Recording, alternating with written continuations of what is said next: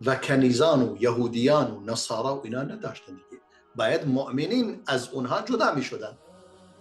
و اگر کسی به اونها متلک میگه، مثلا متلک میپرانه، به اینا نپراند، حداقل به اونایی که حجاب دارند و خود را پوشانیدند. این نکته من میخواستم بیان کنم. در نتیجه در این جامعه‌ای که ما در آن زندگی میکنیم هرگز گشت اضلال یعنی ارشاد که نمیکنه، راهنمایی، بلکه مردم را به گمراهی میکشاند. خودشون انسانهای فاسدی هستند بدون استثناء، اینقدر فاسد هستند زنی را میگیرن، وقتی که سوار مثلا ماشین نمیشه خودشون اولا بغل میکنن میاندازن تو ون. پس این کار شما کاری نامشروعی است. کار شما بسیار بسیار بدتر و نادرستر از کاری که اون مرتکب شده. شما راحت میایید زن و دختری مردم را بغل میکنید، در آغوش میگیرید و او را وارد مثلا ماشین میکنید، سوار ماشین میکنید. این که کاری نامشروع و نادرست است و هیچ شما ربطی به شما ندارد. جامعه اسلامی وقتی که کسی خودش اهل ایمان است این کار رو انجام میدهد و او دستور داده میشود. کسی دیگه میگه من قبول ندارم، قبول نداره دیگه. شما چجوری به او را مجبور میکنید که حتما حجاب بپوشد وقتی که اون قبولش نداره؟ در یک جامعه اسلامی هم با حجاب وجود دارد هم بدون حجاب. این راه درستش هست. در نتیجه ما راه مسلمانان از راه اونا جداست، راه اهل اسلام از اونا جداست. به همین خاطر من توصیه میکنم به زنان مسلمان و به خواهران خودمون، خواهران مسلمانی که معتقد به حجاب هستند، حجاب خودش داشته باش. با همون حجابی که پوشیده اید اعتراض کن، چون اینها مشکل اصلی بحث حجاب نیست.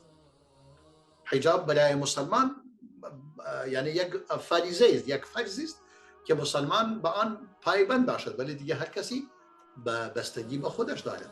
مسلمان واجب است نماز بخواند، روزه بگیرد، حجاب داشته باشد، به کارهای بسیار زیادی هست باید انجام بدهد. حالا کسی مثلا نماز نمیخونه که نماز نخوندن خیلی بدتر از بی حجابی.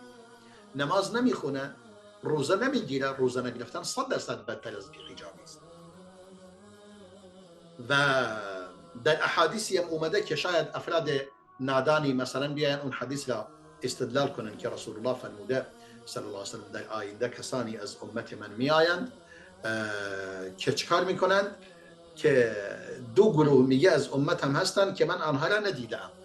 یکی کسانی هستند که باتم‌های و تازیانه‌های در دست دارند و مردم را میزنند. این دیگه منظور همه این حکام ظالم است. دقیقاً همون پیروان خامنه‌ای و همون گشت ارشاد، اینا میگه اینا کسانی هستند که وارد بهشت نمیشوند و بوی بهشت هم به مشامشون نمیرسند. و کسان دیگری زنانی هستند کاسیاتون عاریاتون مائلاتون ممیلاتون.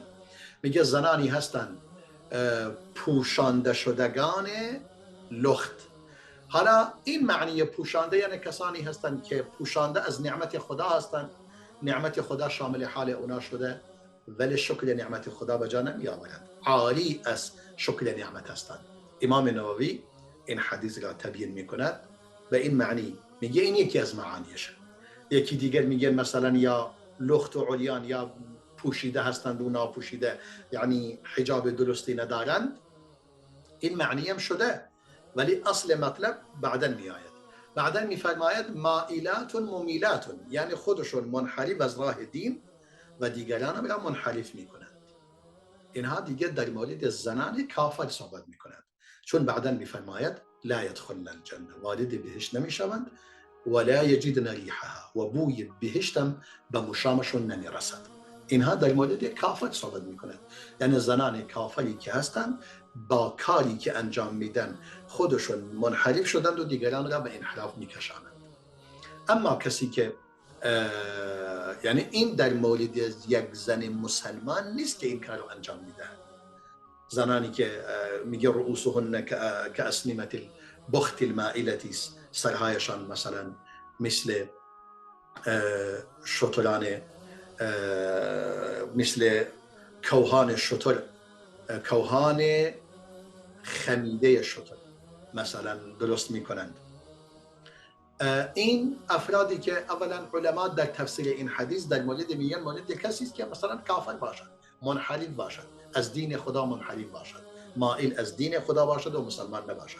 کسانی دیگر این معنی کردن که این منظور شاید کسی باشد مسلمان باشد و با آن پایبند باشد، ولی اینکه گفته وارد جهنم میشوند و از آن بیرون نمیآیند و بوی نگفته بیرون نمیآیند، گفته مثلا وارد بهشت نمیشوند و بویش در شامشون نمیرسه. به همین خاطر بیشتر اهل علم میگن این در مورد کفار است، در مورد مسلمان نیست. کسی است که این کار را حلال میدونه، در نتیجه این یک امر شخصی است. کسی که این کار رو انجام میده دیگران میتونن به او بگوین این کار نامشروعی است، شما خودت را پوشش خوبی داشته باشید. این هم به احترام به شخصیت خودت، برای سلامتی خودت، برای حفاظت از شخصیت خودت کار پسندیده است و کار بسیار خوبی است. اما کسی دیگر حق ندارد او را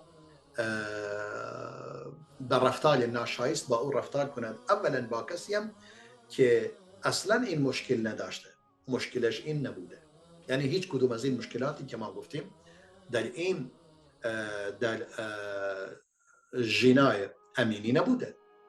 خدا رحمتش کند.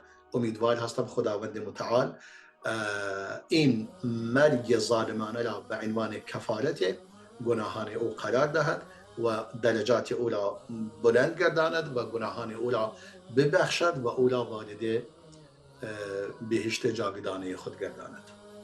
و السلام علیکم و رحمت الله و برکاته.